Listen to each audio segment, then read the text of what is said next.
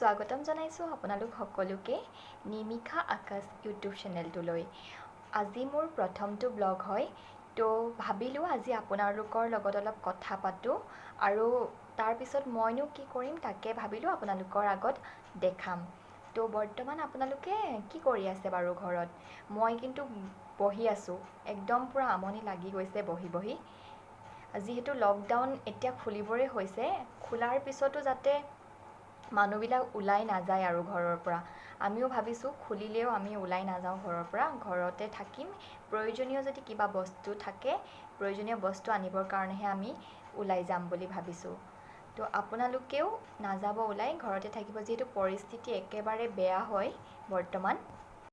6 বাজি গ'ল এতিয়া, ভাবিছোঁ চাহৰ লগত খাবলৈ কিবা এটা বনাম।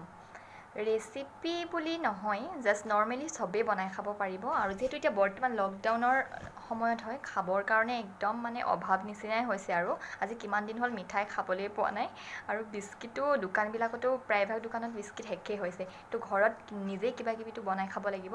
ভাবিলোঁ আজি মই মেগী অমলেট বনাই হাজবেণ্ডকো খুৱাম আৰু ময়ো খাম। আহকচোন চাওক মই কিদৰে বনাইছোঁ ৰেচিপিটো।